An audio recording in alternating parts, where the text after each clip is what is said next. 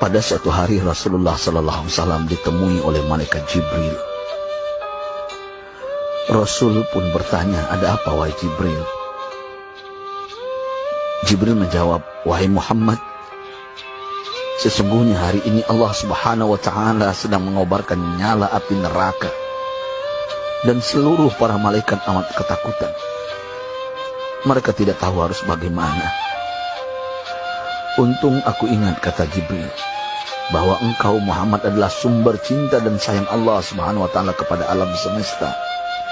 Dengan alasan itu aku kesini, bertabaruk mengambil berkah dengan cinta Allah kepada dirimu, ya Rasulullah, ya Muhammad." Rasulullah terdiam beberapa saat, kemudian bertanya lagi, "Wahai Jibril, ceritakan padaku bagaimana neraka itu sesungguhnya." Jibril menjawab, "Wahai Muhammad, neraka itu bagaikan lubang-lubang yang terdiri dari 7 tingkat. Jarak antara satu lubang dengan yang lain ialah perjalanan 70 tahun. Lubang paling bawah adalah lubang yang paling panas." Nabi SAW meneruskan pertanyaannya, "Lalu siapakah penghuni lubang-lubang neraka itu wahai Jibril? Sampaikan kepadaku Jibril." Jibril menjawab, "Lubang yang paling bawah diciptakan untuk orang-orang munafik. Lubang yang berikutnya untuk penyembah berhala, lalu untuk penyembah bintang dan matahari." Jibril terus menerangkan penghuni tingkatan neraka hingga lubang yang kelima, tempat umat Yahudi, dan yang keenam dihuni oleh umat Nasrani. Setelah menjelaskan penghuni 6 tingkatan neraka, Jibril diam cukup lama. Rasulullah SAW penasaran dan bertanya kepada Jibril, "Wahai Jibril, siapakah penghuni neraka yang ketujuh?" Jibril diam saja tidak menjawab. Rasulullah SAW mengulangi pertanyaannya, tapi Jibril tetap diam. Rasulullah tambah penasaran dan mendesak Jibril agar dijawab pertanyaannya. Akhirnya Jibril pun berkata, "Umatmu wahai Muhammad, mereka itu para pelaku dosa besar di kalangan umatmu, yang dimana sampai mereka mati belum sempat bertaubat." Mendengar jawaban Jibril, Rasulullah langsung jatuh pingsan. Jibril merangkulnya dan meletakkan tubuh baginda di atas pangkuannya. Tak berapa lama Rasulullah SAW sadar dan langsung menangis bersimbah air mata dengan terisak-isak. Rasulullah mempertegas pertanyaannya, "Wahai Jibril, apakah benar ada di antara umatku yang masuk neraka?" Jibril menjawab, "Benar wahai Muhammad, pelaku dosa besar di antara umatmu yang belum bertaubat." Setelah itu Rasulullah menghadap kiblat dan sujud kepada Allah dalam isak tangisnya. Sesekali dengan suara pelan beliau membisikkan kata-kata, "Ummati ya Rabb, ummati, ummati, ummati."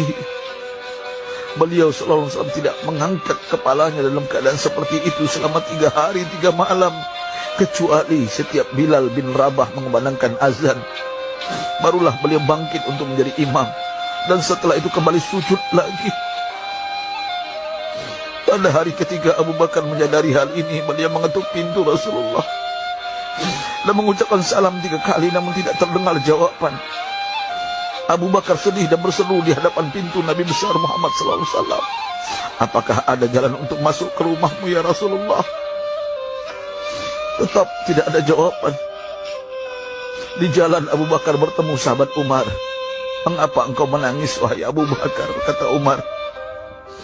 Abu Bakar menceritakan keadaan Rasulullah SAW. Maka Umar pun melangkah menuju rumah Rasulullah dan terjadilah hal yang sama. Umar pun pulang dan menangis.